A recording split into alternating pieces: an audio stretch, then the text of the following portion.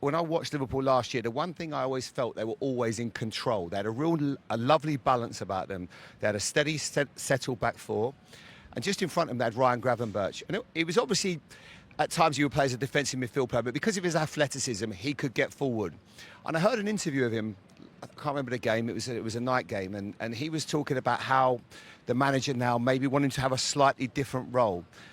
And that's fine, but you can't then change too much and go away from what was so successful for you last year. Because when I look at that balance in midfield, and I always look at midfield, so I feel that's where games are won and lost, they're certainly losing control in important matches.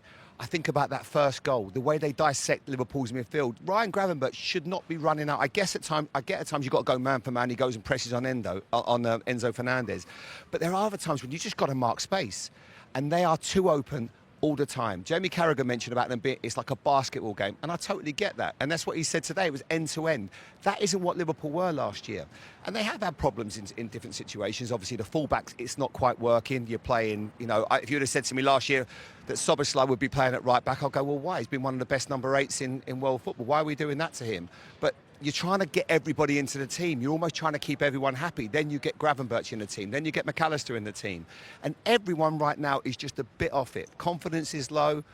I wouldn't write Liverpool off just yet, but this is certainly a mini crisis because of the way that they're playing. They haven't been at it all season, but they will get better, and they're still going to be in the equation. Yeah, I think international break couldn't have come quick enough. I agree. And as a player who, as we've been in those situations where little bit of a dip in form and you're thinking to yourself, we just need to go away, get a breather. The manager's going to analyse exactly how the team have been playing so far this season, how we can rectify it tactically. He's got to change things. Clearly, from a selection perspective, there's got to be a rhythm there so that the players get that chemistry built up, because it is hard, I think, when you are changing players when they're also trying to learn how to play with each other. That's not an easy thing to do. They are world-class players in the team, this, that and the third, but it's not easy. And last year for Arne Slot, it was one of the most incredible managerial performances. But to a certain extent, it all made sense to him because they didn't really buy any players in, only Chiesa come. This year, he's having to, he's got, obviously, Kirkes at left-back. He's got different players in midfield. You're trying to fit, Florian Wirtz into that team, who's probably the most expensive signing. You're trying to make everything fit, and you're trying to do it quickly with what was a very difficult pre-season for Liverpool for a number of reasons, obviously really difficult reasons. And so things haven't quite been able to gel as what they would have liked. And that's why I think this is still going to need time. Alexander Isak will need time. You bring in Ekitike as well. They are world-class players, but they just need that little bit of extra time, maybe that we wouldn't have expected, because I thought it would all just slot, forgive the pun, perfectly, but it hasn't. You talked about some of the changes that have been taking place, at right back in particular. Trent Alexander-Arnold, we know, is a really difficult player to replace. And it's not just about I think he started 10 of the first 12 games for Liverpool last season. So it's not just about replacing the player and what he brings. It's about replacing that consistency. And the injury early on in the season to Conor Bradley meant he wasn't able to go with the person that he was most familiar with in that position. So then Frimpong comes in, then he can't use Frimpong, then Szoboszlai comes in. How much do you think that's affected? I mean, he talked about changing players in games, which he said was largely down to them picking up yellow cards. But how much of that is down to the unfamiliarity of the position? Yeah, well, if you look at since Burnley, Kelly, you've gone Szoboszlai, Frimpong, Bradley, Szoboszlai, Bradley, and he's trying to find the right balance. Now, I really want to see Conor as that out-and-out right-back. He's obviously had injuries. It hasn't been easy for him. Frimpong played in a back three for Leverkusen. He wasn't an out-and-out right-back, and you can see the way Liverpool play. He struggled so far this season. It hasn't been easy for him. And then obviously then you go with Szoboszlai, who's probably been arguably the best of them all, but I still don't think that is the answer. But I think what Liverpool probably would have looked at in the summer, when you lose Trent, who's irreplaceable, who is out there? There's not many great right-backs that are easy to buy. You look at a lot of them end up as centre-backs that play right-back. You look at Hakimi, that would be the best of the bunch, but he's obviously not going to leave where he is. There are not many right-backs out there. It's a very difficult position to trade. I mean, also, we talk about Trent. I'm bringing a player who's not a Liverpool player now, but the reason why maybe Szoboszlai is playing there is he gives you maybe a little bit more power in terms of the intensity which he's pressing with.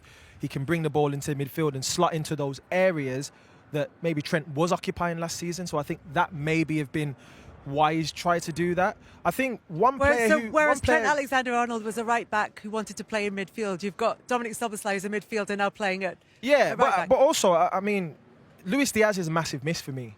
When we look at Liverpool last year and how Liverpool used to press, I think he was arguably the one who would set the press in the front three. Szoboszlai in midfield was the person who was setting the press in the midfield with that power and that dynamism that he has. But for me, Luis Diaz, how tenacious he is on the ball, hungry to get the ball back for his team, interceptions. He brought something to Liverpool Football Club that they are now missing. I think Ekitike and Isak, Wirtz, they do work. I'm not saying they don't work hard. Wirtz is, I think, third most kilometres in the whole team. So we can't question his work rate. We can't question Isak and Ekitike's quality. But what I will say is that they're attack-minded players. I think with Luis Diaz, he would sacrifice himself a little bit more defensively. And that's the one thing that they have to figure out now is in the attack, who's going to give themselves up a little bit and say, I'm maybe not searching for the numbers. I'm maybe not trying to score the goals. There's always, in a front three, there always has to be one guy who goes, I'm not stats hungry per se, and you see Cody Gakpo this year, he's scoring more goals.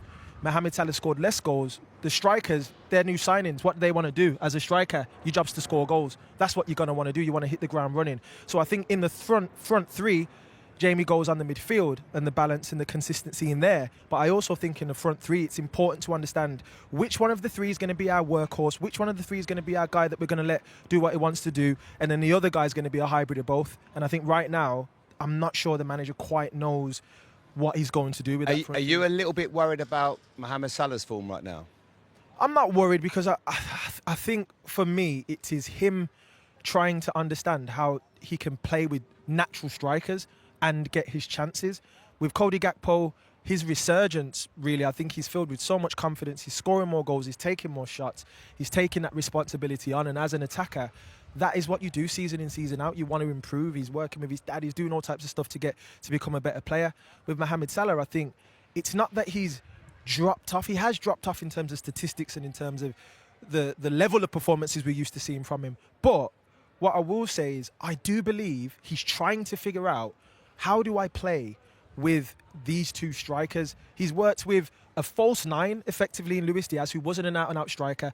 God rest his soul, Diogo Jota was an amazing player, but he also wasn't an out-and-out striker. He played wide for Wolves at times as well. And then you look at now, he's working with actual centre-forwards. Bobby Firmino, who... What we're talking about there is when, at times, we say Firmino, if we use him as an example, or, he would be able to come short, and then that would leave that space behind, and that space isn't there for him. No, it's not there, and also teams are playing deeper. Today, that wasn't the case today. Chelsea went at them toe-to-toe. So that's not an excuse. I've seen Arne Slot in interviews. You can look at it. The fans out there who are watching now, you can go back and watch his press conference from before the game. He talked about how teams set up differently versus Liverpool this season at the back end of last season that's carried over to this year, which is that they're playing low blocks. So we talked about goals from set pieces. They've not scored a single goal from set pieces. So when you look at how Liverpool are scoring goals this year, it's completely different to last year. The last-minute goals weren't in effect last year. A lot of the goals were coming from Mohamed Salah. He's not scored as many. The goals are coming from the left side. So when we talk about the overall outlook of the attack, I'm not quite sure how they're going to rectify it, because you have to make decisions, leave out one of those signings that they've spent a lot of money on, and that's not an easy decision for the manager to make. We can talk about last season's success and we can say, yeah, they were unbelievable last year, they've done this and that. It's not last year now, it's this year. So the manager's got a lot of, opportunities in this international break over the next 10 days to really analyse the first amount of games that they've gone, you know what, I'm going to have to leave someone out I don't really want to leave out, but I've got to do it for the chemistry of the whole team. And I think that in attack, like I say, I go back to it, Mohamed Salah, you know what you're going to get from him, goals. But in turn, now you've got to find the balance with the other guys. Cody Gakpo stepping up this year. So we need to see how that rhythm's going to take effect and how they're going to get the best out of all of the players, because that's the key, getting the best out of all of them.